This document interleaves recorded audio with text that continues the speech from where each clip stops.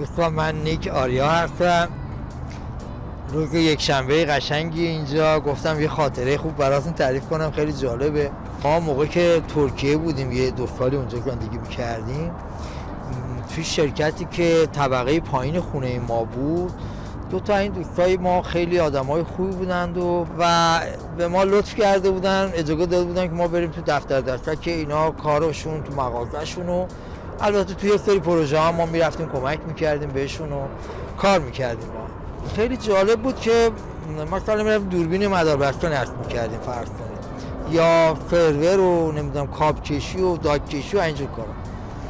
بعد من هر کاری که میخواستم بکنم وقتی برنامه ریزی میکردم برای کارم، این کلمه خوب رو به کار میبردم. مثلا میگفتم که خب حالا ما باید اندازه اینی در بیاریم ببینیم چجوری میشه، بعد خب یه برش هم اینجا باید بگنیم. چندین بار این کلمه خوب رو به کار میبردم، عادت کرده بودم دیگه.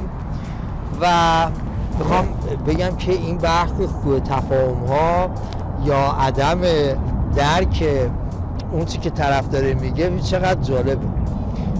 میتونه وقتی که مالتی کالچریست میشه، فرهنگ ها متنوع میشه، خودشو خیلی بولد میکنه و خودشو خوب نشون میده. بعد من دیدم که این آقا اسمش مصطفی بود، صاحبکار ما بود. میگفتش که ترکی میگه آقا مهدی شما این هوب چیه میگی؟ گفتم که هوب؟ گواره. گفتم والا هوب که یه کلمه عربیه دیگه. هوب یعنی محبت، یعنی دوست داشتن، یعنی عشق، این یعنی هوب. بعد گفتش که شما خیلی آدم خوبی هستی. گفتم چرا آخه؟ گفت تو باید داری کار میکنی هر رو 10 بار این عشق و محبت و اینا رو به در و دیوار و متر و نردبون و نمیدونم به همه چی میگی، به من 10 بار میگی هوب هوب هوب هوب. گفتم یه دقیقه وایس ببین، من هوب نمیگم که اصلا. گفت چرا تو میگی هوب دیگه؟ گفتم تو گفتی معنی هوبو بگو، من خوب میگم. گفت خب منم میگم هوب دیگه. گفتم نه بابا خه. بعد فهمیدم که آقا اینا تو ترکی اصلا خه ندارن، خه رو هه میگن.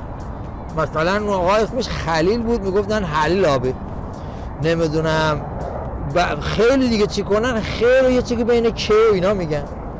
و این اومده بود این خیر منو به زبون خودش ترجمه کرده به ه.